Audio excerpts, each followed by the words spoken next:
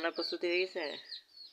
হ্যাঁ, এই যে পাঙ্গাস মাছ ছিল, বড় একটা মাছ এনেছিল, তার মাঝখান থেকে একদিন আর মিষ্টি কুমড়াটা কেটে নেব। কালকে অর্ধেকটা রান্না করেছি।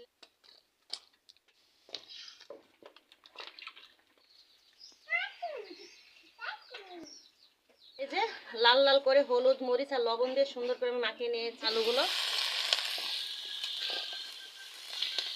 রান্নাঘরটা ভালোভাবে পরিষ্কার করে আবার বিকেলে একটু হালকা পাতলা নাস্তা বানাতে হয়। যে থাকার ইচ্ছা আছে কি আরো 2-10 বছর এই বাসায় থাকবে, তাহলে হয়তো ওরা উঠানোর চেষ্টা। রান্নায় ছিল এই যে ফুলকপি দিয়ে আলু, মিষ্টি কুমড়া আর পাঙ্গাস মাছ।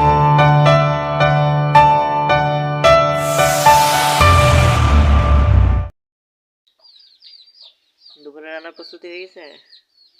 হ্যাঁ, সকালের কাজগুলো আমি সব সেরে নিয়েছি। নাস্তা সবাই বানিয়ে এখানেই খেয়েছি, চাও খেয়ে নিয়েছি। নেওয়ার পরে একটু রেস্ট নিয়েছিলাম 10 মিনিট। তারপরে অন্যান্য কাজগুলো সব করেছি। বাজার এনেছিল, সেই বাজারগুলো আমি আপনাদের সঙ্গে শেয়ার করেছি। এবার তো দুপুরের রান্না তো করতেই হবে, 12টা বেজে গিয়েছে। তো এই যে দেখুন, আমি কিন্তু এখানে ভাতের সব কিছু রেডি করে নিয়ে এসেছি। এই যে পানিটা আমি বসিয়ে দিয়েছি। আর এই যে দেখুন, চাউলটাও ধুয়ে নিয়ে আমি একবারে চলে এসেছি। আসার পরে এখন আমি কি কি রান্না করব আজকে দুপুরে, আসলে এতটা বেশি কিছু নেই। তে আজকে ভাবছি ফ্রিজে এই যে পাঙ্গাস মাছ ছিল, বড় একটা মাছ এনেছিল, তার মাঝখান থেকে একদিন রান্না করেছিলাম, অমনি মাছগুলো আছে। তো ভাবলাম আজকে পাঙ্গাস মাছটাই রান্না করি। আর এই যে ফুলকপি বাজার থেকে নিয়ে এসেছে। এখন কিন্তু ফুলকপির সিজন শেষ হয়ে আসতে আস্তে আস্তে, তো যেটা পেয়েছে আমরা সেটাই নিয়ে এসেছে। সেই সাথে ফুলকপির সাথে এই যে আমি মিষ্টি কুমড়া দিয়ে, আলু দিয়ে, চাল কুমড়া আর এই যে মাসকালার বড়ি দিয়ে সবে একসঙ্গে একটা বেশি করে, মানে একটাই তরকারি রান্না করব ভাবছি। সকালবেলা একটু ভাজি করেছিলাম, সেটা আছে, মানে ওটা দিয়ে ভাজি মানে চালিয়ে নিতে হবে। আর সেই সাথে সবগুলো মিলে একটা আমি ঝোল ঝোল তরকারি করব। এগুলোই হচ্ছে আজকে দুপুরে আমাদের রান্না চলবে। তো চলুন দুপুরে রান্নাটা শুরু করে দিয়েছি, 12টা বেজে গিয়েছে। সেই সাথে অন্য অন্য কাজগুলো আছে। এই যে আমার পিচ্চি বুড়িকে গোসল করাতে হবে, সুখী মানুষটা গোসল করবে, তাদের জন্য পানি অলরেডি ও পাশে দিয়ে দেবো ভাতের পাশাপাশি। এখনো যে গ্রামে হালকা পাতলা শীত আছে দেখলেই বুঝতে পারছেন, একটু পানি গরম লাগে মেয়েদের জন্য। তো চলুন রান্নাটা শুরু করে দিই। চুলা আমি অলরেডি জ্বালিয়ে দিয়েছি, পানি কিন্তু ফুটে যাচ্ছে, এখনো ফুটেনি, গরম হয়ে গিয়েছে। আমি এখানে কিন্তু চাউলটা দিয়ে দেবো। চাউল আমি একেবারে 2-3টা মানে ধোয়া দিয়ে নিয়ে এসেছি, একেবারে ফ্রেশ করে। এই তো দিয়ে দিলাম। ফুটন্ত পানিতে চাউলটা দিলে ভাতটা খুব সুন্দর হয়, একদম ধবধবে সাদা হয়, সেই সাথে ভাতটাও কিন্তু একটু লম্বা হয়। এজন্য আমি দেখেছি আমার দাদি বলেন, নানিরা বলেন, আগেকার মানুষ প্রত্যেক ফ্যামিলিতেই পানি আগে ফুটিয়ে চাউলটা দিয়ে দিত। আমরা এখন আর সেটা করি না, একসাথে ভাতের সঙ্গে চাউলটা ধুয়ে, পানির সঙ্গে চাউলটা ধুয়ে কিন্তু আমরা দিয়ে দিই, একসঙ্গে বসিয়ে দিই চুলাতে। বাড়িতে আসার পরে থেকে এভাবে করছি। ভাতটা আমি বসিয়ে দিয়েছি, এখন আস্তে আস্তে ভাতটা, আর ওই পাশে কিন্তু পানি গরম দিয়ে দিয়েছি গোসলের জন্য। এখন আমি আস্তে আস্তে করে ফুটে নেব সবজিগুলো। এখন সবজির সিজন শেষ, তার জন্য এই যে দেখুন এখন ছোট ছোট ফুলকপিগুলো হচ্ছে, কেমন ফুটে যাচ্ছে ফুলকপিগুলো, তাই এখন ছোট ছোটই বাজারে পাওয়া যাচ্ছে। আর গ্রামে ফুলকপি বলেন আর বাঁধাকপি বলেন একটু দামটা কমের জন্য এখন মানুষের সঙ্গে সঙ্গে কিন্তু এখন বড় বড় সব গরুর ষাঁড় পোষে এই গ্রামের মানুষ। ঠিক আছে, প্রত্যেকটা বাসায় দেখবেন যারা একটা একটা করে হলেও মানে বড় ষাঁড় পোষে। ঠিক আছে, তাদের জন্য এই পাতাকপি ফুলকপি সব কিনে নিয়ে যেয়ে মানে গরুকে খাওয়াই। ঠিক আছে, এখন ভালো ভালো জিনিস এখন গরুকে মানুষ খাওয়ানো শুরু করে দিয়েছে। এজন্য কিন্তু এখন গ্রামের পাতাকপি ফুলকপি পড়ে থাকে না, মানে বিক্রি হয়ে যায় খুব। প্রথমে আমি এই ফুলকপিটাই ফুটে নেব, কারণ ভিতরে ছোট ছোট পোকা থাকতে পারে। এজন্য আগে থেকে এটাকে আমি পানির ভেতরে চুবিয়ে দেবো, একটু হালকা লবণ দিয়ে চুবিয়ে দেবো, যেন ছোটোখাটো পোকা থাকলেও ভেতর থেকে বের হয়ে আসে। এই যে এই সাইজ করে রাখবো।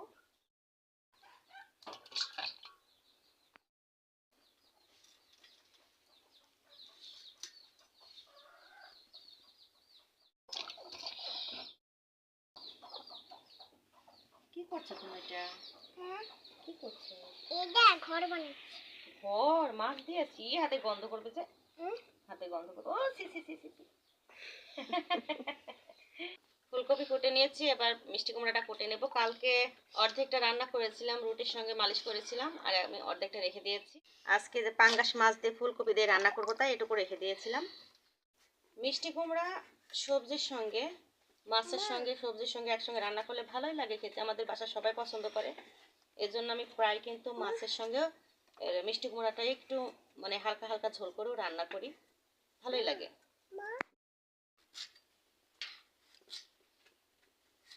যেহেতু নরম তাই একটু বড় বড় করে।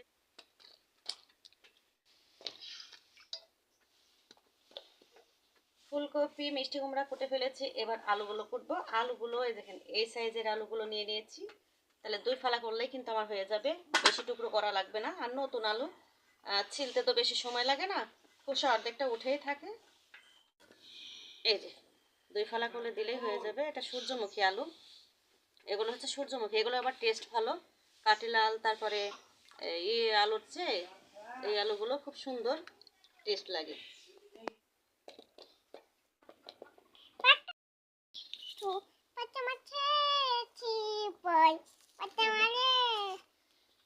নতুন আলু বুঝতেই পারছেন, একেবারে ঝাঁজ, চোখ টোক একেবারে মনে হয় চলে যাচ্ছে। বাটতে গেলে যে এত কষ্ট, তবু কষ্ট করে বাটি, একটু তরকারিটা টেস্ট হবে দেখে। বেটে রান্না করলে তো তরকারিটা টেস্ট হয়। আর একটু ছোটো ছোটো করে কেটে নিয়েছি, তা না হলে কিন্তু পাটায় বাটতে পারবো না, খুব মানে এত ঝাঁজ। যেহেতু পাতাকপি মিষ্টি কুমড়া আলু সবই তো সবজির দিকে পড়ে, এই কারণের জন্য কাঁচামরিচ তো অবশ্যই দিতে হবে। এই যে একটু টেস্টটা ভালো আনার জন্য। একেবারে শুকনা মরিচ দিয়ে যে রান্না করলে যে সব একটা ঝাঁঝটা যে একদম মানে বেশি ছ্যানছানা ভাব তা হবে না, একটু কাঁচামরিচ অবশ্যই দিতে হবে, খুব শুধু টেস্টের কারণে এবং কালারটা আরও ভালো হওয়ার কারণে। তাই এই যে অল্প কয়েকটা কাঁচামরিচও দিয়ে দিচ্ছি।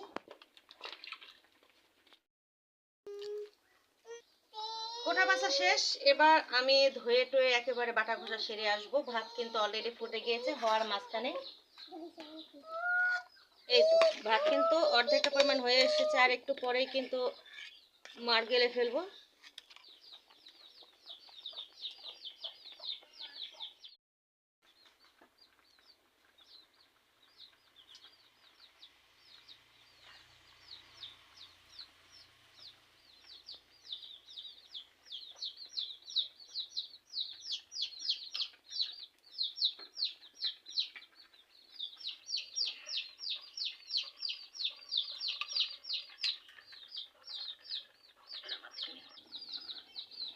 সকালে নাস্তা বানানোর পরে অন্যান্য কাজগুলো করার পরে মনে করেন যে সময় একেবারে হাতে থাকে না। দুপুরে রান্নাটা করতে গিয়ে একেবারে খুব মনে করেন জানের উপরে উঠে যায়, কারণ একা হাতে সব কিছু করতে হয়। সকালে ঘুম থেকে উঠে এক চুল পরিমাণ বসে থাকা যায় না, একটার পর একটা কাজ চলতেই আছে। এই তো রান্না শেষ হবে, গোসল, আবার বাচ্চাদের গোসল করাতে হবে, আবার মনে করেন ওদেরকে খাওয়াতে হবে। খাওয়ানো দাওয়ানো শেষ করে নিজে কখন খাই, নিজে কখন গোসল করি, নিজে কখন নিজের কাজ করি, এটা বলতে পারি না। মেয়েদের জীবনে নিজস্ব জীবন বলতে গেলে কিছু আছে বলে আমার মনে হয় না, নিজের ভালো মন্দ বলতে গেলেও আছে বলে মনে হয় না। এভাবেই চলে সারা দিনটা। সকালে সেই 4টার সময় ঘুম থেকে উঠে একেবারে রাত 10টা পর্যন্ত এমনই চলে। ঠিক আছে, এটাই হচ্ছে মেয়েদের আসল জীবনে গতি। এই তো এই যে মাঠটা গেলে নিচ্ছি, মুখে দেখে দাও।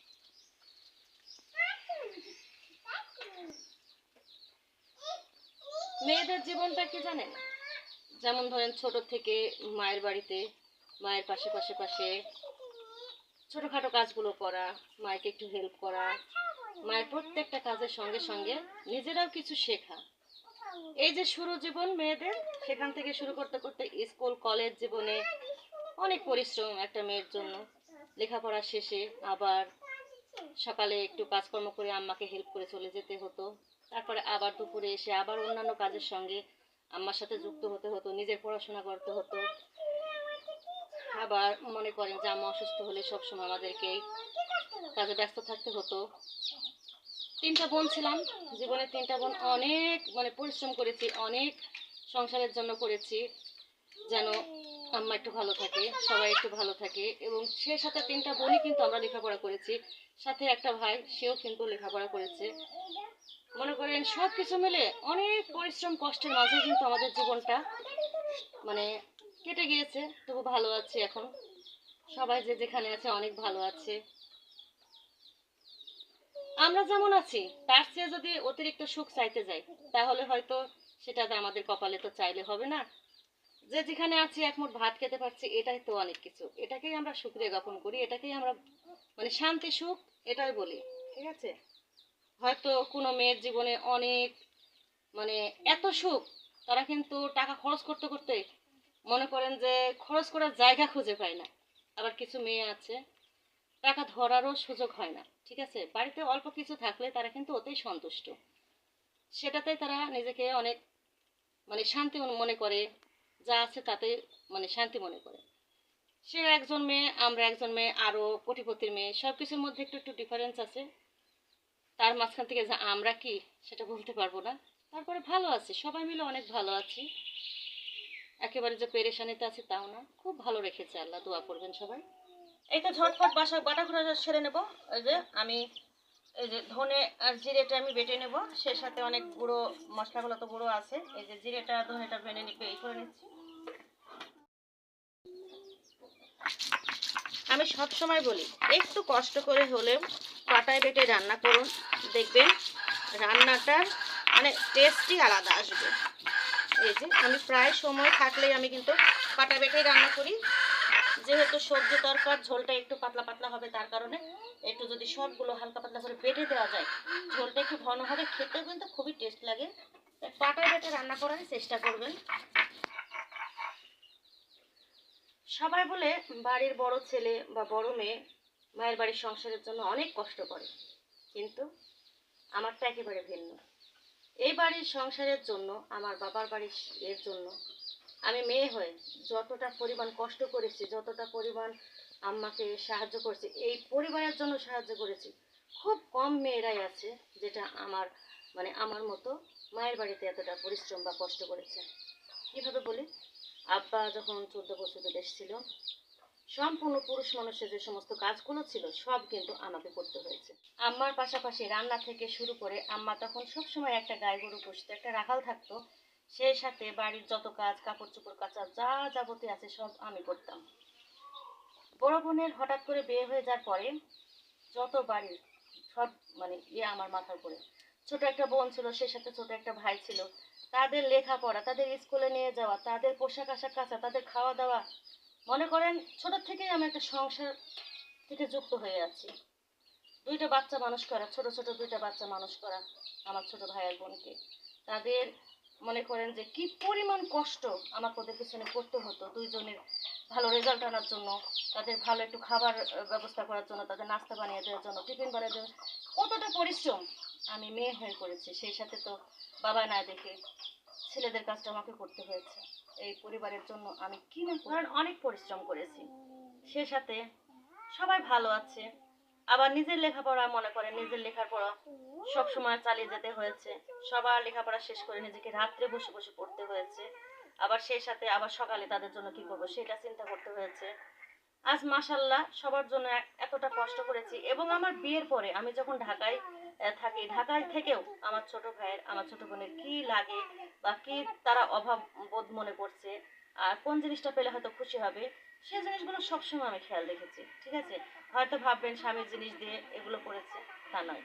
আমার হাজবেন্ড আমাকে সব সময় আমার হাত খরচের জন্য আমাকে আলাদা টাকা দিত, সেই টাকা থেকেই হয়তো আমি কিছু খরচ করতাম আর কিছু আমি তাদের জন্য করতাম। ঠিক আছে, মনে করেন এভাবে এই সংসারটাকে আমি ছোট থেকে লালন পালন করে আসছি এক প্রকারের মতো। ঠিক আছে, আজ হয়তো মনে করছেন যে কথাগুলো বলছেন কি, আসলে যেখানে যেটা করেছি মানুষ কি মনে রাখলো কি না রাখলো সেটা না। ঠিক আছে, সেই সূত্রে কিন্তু আমি এই বাড়িতে আসলে আমার এই বাড়িতেই হয়তো জন্ম, এই বাড়িতেও আমার উঠা বসা, বড় হওয়া, এবং যখন একটু কষ্ট হয়, দুঃখ হয়, সংসারে কোনো সমস্যা হলে আমাকে এই বাড়িতেই আসতে হয়। ঠিক আছে, সে সূত্রে এই বাড়িটা আমার নিজের বাড়ির মতোই। ঠিক আছে, বিয়ের পরেও নিজেকে নিজের বাড়ির মতো মনে রাখতে হয়, করতে হয়। ঠিক আছে, সে সূত্রেই এতটা পরিশ্রম করা।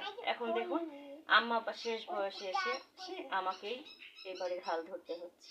টাকা পয়সা ঠিকই সবাই দিলে তো আর সব কিছু হয় না। ঠিক আছে, আসলে তাদেরও তো কোনো দোষ নেই, তাদেরও তো পরিশ্রম করে টাকা ইনকাম করতে হয়। বাড়ির কথা সবসময় ভাবলে তো আর টাকা ইনকাম করা যাবে না। তাই আবার শেষ সময়ে আমার সংসারে একটা আবার ঝড় উঠে এসেছে, ঠিক আছে? সেই ঝড়ের মাঝখানে আবার এসে আমাকে এখানেই আশ্রয় নিতে হয়েছে। এটা আর কি, সবাই দোয়া করবেন আবার যেন সব ঠিক হয়ে যায়, আবার আমি আগে আমার সংসারে ফিরে যেতে পারি। এই যে লাল লাল করে হলুদ মরিচ আর লবণ দিয়ে সুন্দর করে আমি মাখিয়ে নিয়েছি। পাঙ্গাস মাছ একটু বেশি করে ময় মশলা দিয়ে একটু ভালো করে যদি ভেজে নেওয়া যায় তাহলে কিন্তু গন্ধটা একেবারে থাকে না। তার আগে পাঙ্গাস মাছ অবশ্যই লেবু আর লবণ দিয়ে ভালো করে 3-4 বার কষলে কষলে ধুবেন, বোঝাই যাবে না যেটা পাঙ্গাস মাছ। আমার তো কাছে এখন লেবু নেই, আমি লবণ দিয়ে ভালোভাবে একটু হালকা করে কষলে ধুয়ে নিয়েছি, তার জন্য কিন্তু একটু গন্ধ করে না। এই তো ভেজে নেবো মাছটা। মাছটা যে ভেজে নিতে হবে, পাঙ্গাস মাছ কিন্তু ফুটবে, তাই খুব সাবধানে কিন্তু মাছটা দিতে হবে। খুব অতিরিক্ত ফুটে মনে হয় এতে চর্বিটা বেশি থাকে দেখে হয়তো বা ফটফট করে ফুটে বেশি, ভয় লাগে। আমি একটু ফুলকপির ভিতরে একটু হালকা লবণ আর এই যে হলুদ টলুদ দিয়ে ভালোভাবে মাখিয়ে নিয়ে আমি তেলের উপর ভেজে নেব, তাহলে কিন্তু ফুলকপির ভিতরে যে একটা গন্ধ থাকে, কাঁচা সবজির যে একটা গন্ধ থাকে সেটা থাকবে না। আর এই যে তেল দিয়ে ভেজে যদি রান্না করেন খেতেও কিন্তু খুবই ভালো লাগবে। আর এই যে ফুলকপি যেমন একবারে তাজা তাজা একদম খাড়া হয়ে থাকে রান্না করলেও সেটা কিন্তু হবে না, খুব সুন্দর একটা নরম সফট হয়ে আসবে। তার জন্য সবসময় এভাবে একটু হলুদ আর লবণ দিয়ে মাখিয়ে ভেজে নিতে। যারা পাঙ্গাস মাছ খেতে পছন্দ করে তার কাছে অনেক ভালো একটা মাছ, আর যারা পছন্দ করে না তারা কিন্তু তাদের কথাটা আলাদা। মাছটা কিন্তু দেখতেও অনেক ভালো লাগে, দেখুন চাকা গলা কত সুন্দর সুন্দর একেবারে। এই তো মাছটা আমার ভাজা হয়ে গিয়েছে, একেবারে কড়া করে একটু ভেজেছে, যেহেতু পাঙ্গাস মাছ কড়া করে একটু ভেজে নিতে হবে, তাহলে গন্ধ কিন্তু একেবারে থাকবে না। এই তো আমি আগে থেকে হলুদ আর লবণ মাখিয়ে রেখেছি, এবার দিয়ে দেব। এইভাবে তেল দিয়ে যদি ভেজে নেওয়া যায় ফুলকপি খুব খেতে মজা লাগে। আমি সুন্দর করে ভেজে নিয়েছি, লবণ দেওয়ার কারণে এই যে সবজি থেকে যে পানিটা থাকে ভেতরে সেটাও কিন্তু বের হয়ে গিয়েছে। এই যে এভাবে এবার উঠিয়ে নিতে হবে।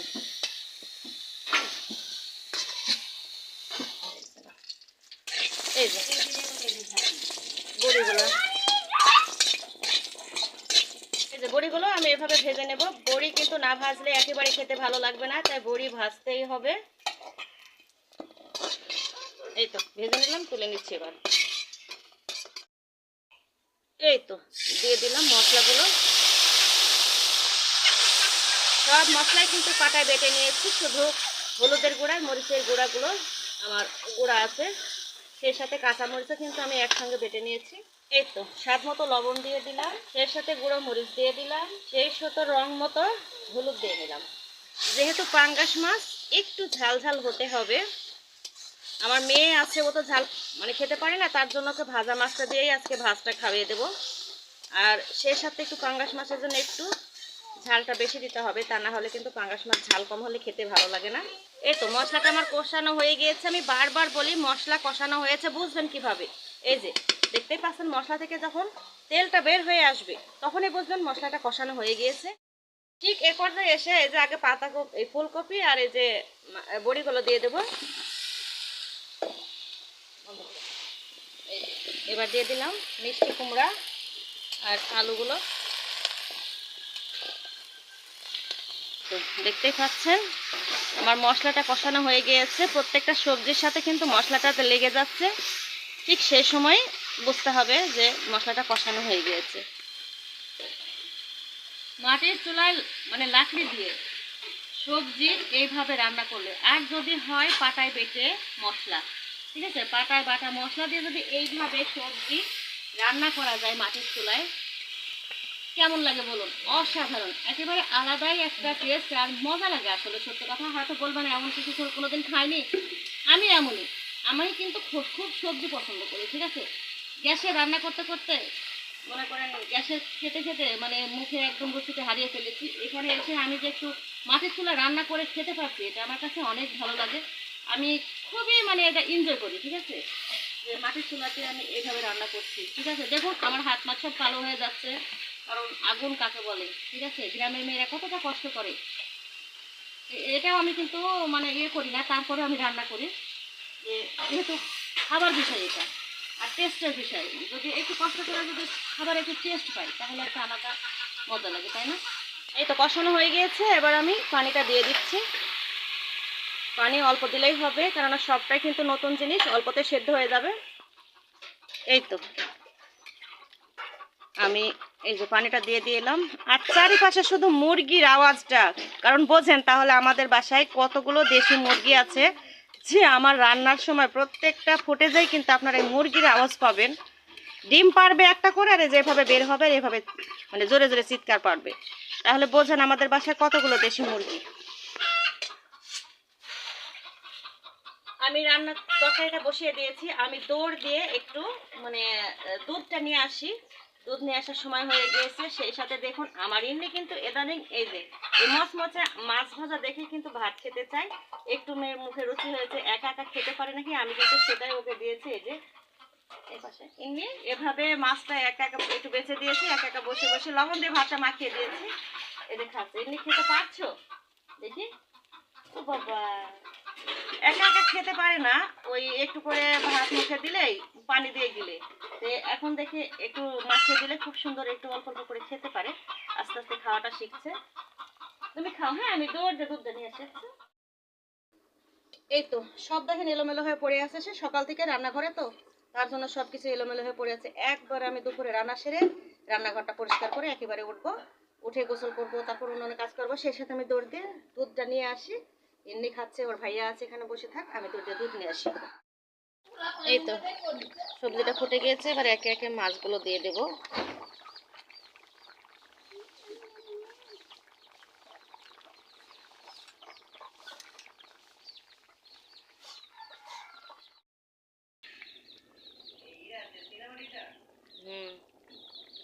এই তো এভাবে অল্প একটু ঝোল রেখেছি, হালকা পাতলা, কাঁচা মরিচের জন্য। দেখুন সবুজ একটা কালার এসেছে, খুবই ভালো লাগবে এভাবে যদি তরকারিটা রান্না করি, খেতে খুবই ভালো লাগে। এভাবে আপনারা রান্না করে দেখবেন, অবশ্যই ট্রাই করবেন।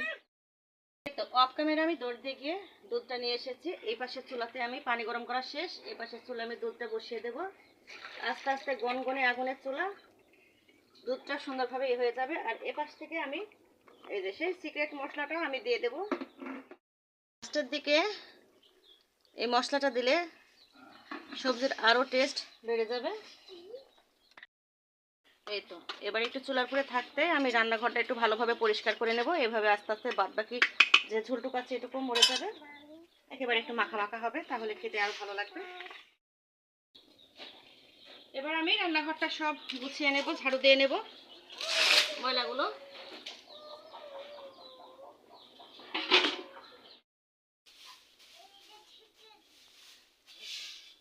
রান্নাঘরটা ভালোভাবে পরিষ্কার করে আবার বিকেলে একটু হালকা পাতলা নাস্তা বানাতে হয়, এই কারণে রান্নাটা শেষ হয়ে যাওয়ার পরে একটু ঝাড়ু টাড়ু দিয়ে দিলে মানে রান্নাঘরে সারাদিন থাকা লাগে, তাহলে বোঝেন মানে রান্নাঘরের আর এখান থেকে যাওয়ার কোনো সুযোগ নেই। আবার বিকেলে একটু হালকা পাতলা নাস্তা বাস্তা বানাতে হবে, আবার আসতে হবে। এই যে দেখুন কত সুন্দর কালারটা এসেছে, কারণ কালারটা অতিরিক্ত লালও না অতিরিক্ত সবুজও না, কাঁচা মরিচ আর শুকনা মরিচের কম্বিনেশনে যে কালারটা আসে মনে করেন।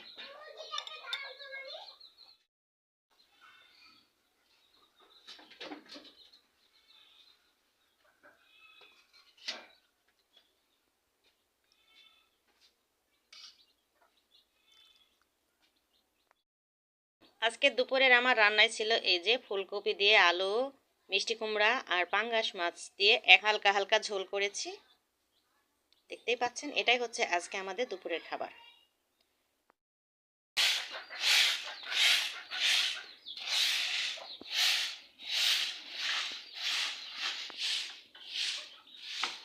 রান্না বান্না সব শেষ করে চলে আসলাম, গোসল করব। তো ভাবলাম গোসল করার আগে টিউবওয়েলের এই পাশটা ভালোভাবে একটু পরিষ্কার করে নিই।